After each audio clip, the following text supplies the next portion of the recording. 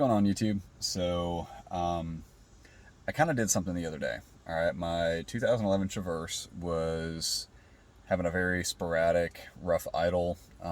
Been throwing check engine light pretty much every 2 to 3 days, having to constantly, scan my car, and it keeps giving me like a P049 something code. It's for my emission system. It's a little purge canister that's right on the engine. It's like a $55 part, and I've replaced this thing like 5, 6 times. All right.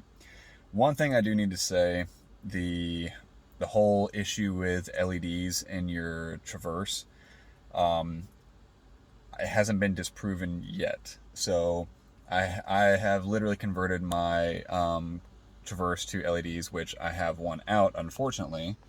Those are working, but and then my headlights, my taillights, the whole 9 yards, I've converted everything over to LEDs. Now, I ended up taking all my LEDs out except for my high beams and my low beams and the interior, just to kind of disprove the company or the shop that pretty much told me that, oh, you need to take your LEDs out because it's a GM vehicle and these cars do not like LEDs. It gives an RF interference with your computer, and it'll make it run like crap, this and that, blah blah blah. And I called BS. Honestly, like, my headlights, I mean, they got the CAN bus system already built into them.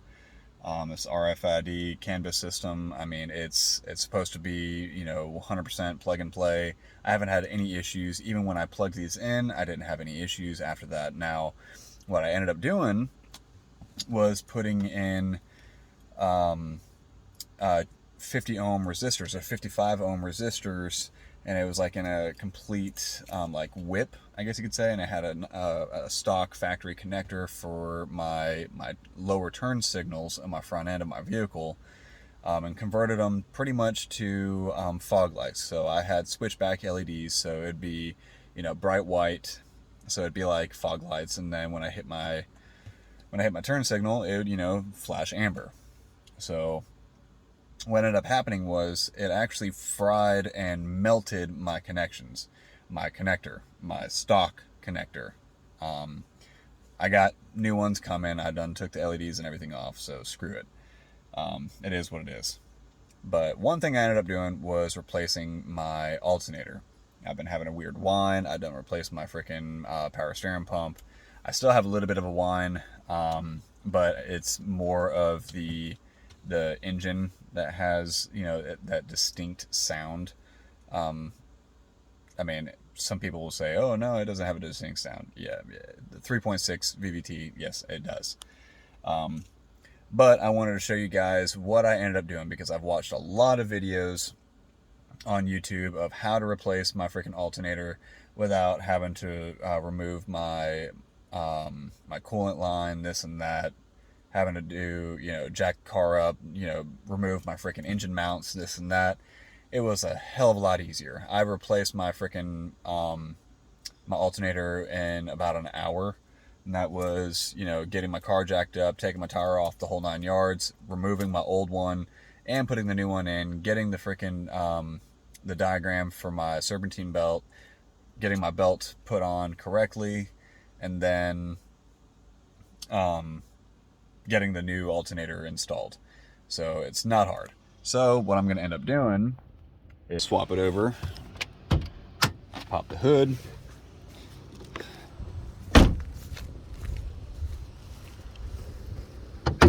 alright.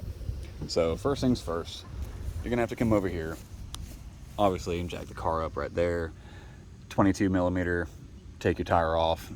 Right behind the tire, you got your right in the wheel well, you got access to the freaking side of your vehicle, or side of your engine, I'm sorry. So take this off, comes right off, no problem. Let's put this back in here. All right, easy as crap. Okay, so I don't know if you can see, brand new alternator.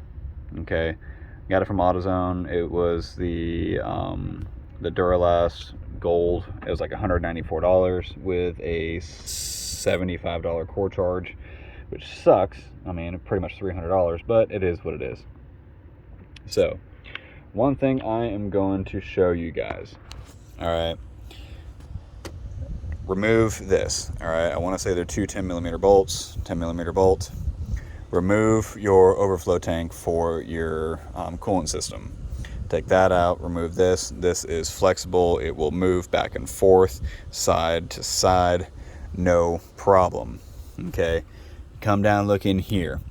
All right, you got, I want to say it's a 15mm bolt or nut. You got two of them right here on the actual alternator itself. You take these two off, and then you have two studs. Okay, you have to remove the studs. This is a 7mm bolt. They come out pretty easily. And then on the side of the block, or on the very back of the alternator, the side of the alternator, you have another 13 or 15mm bolt that has the pulley on it. All right, so you have to remove that as well. Once you remove the pulley, you can't remove the pulley and bolt and everything, that assembly, while the alternator is still in your engine bay. So get that taken care of, get that removed, get these taken care of, removed. Pull your alternator to the radiator, all right, flip it over, and then you can literally pull that pulley assembly and everything out. All right. Next thing you need to do, move your refrigerant, or not your refrigerant, but your coolant line out of the way. All right. And then, since all this is going to be out of the way, now here you have your hole, which is right behind or right up under your passenger headlight. All right. You got a huge void down in here. Okay. So what that's going to do, you just wiggle, wiggle, wiggle, boom, it pops down right into here, right there. All right, you got 1, 2 Phillips head screws, and I think there's like a couple more down up under here. I think they're like 10mm, 8mm. All right, the whole shroud just opens up, and it just bloop, it pops right down. All right, easy as freaking pie. All right, you can literally have that alternator replaced and installed, removed and installed, I'm sorry, in about an hour, especially if you know what you're doing. All right, it's not hard.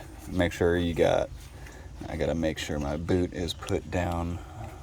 Yes, it is. It wasn't, but now it is.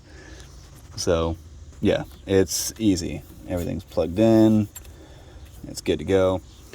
And now I don't have a rough idle.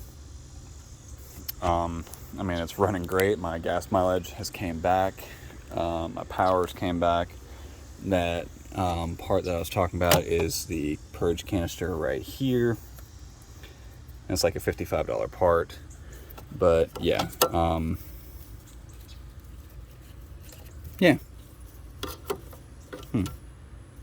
Oh wait, that goes right here.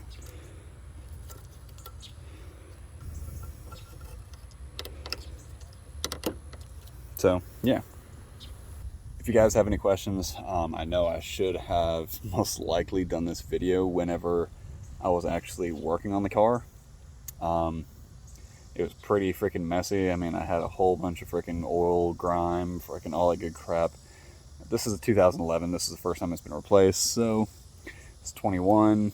I mean, we're at 10 years. So, I mean, we're going on 11 years now. I mean, it's a lot of crap that's on it. If you guys have any questions, feel free to comment, message me, whatever. If you need any more tips, just ask me. Y'all have a good one.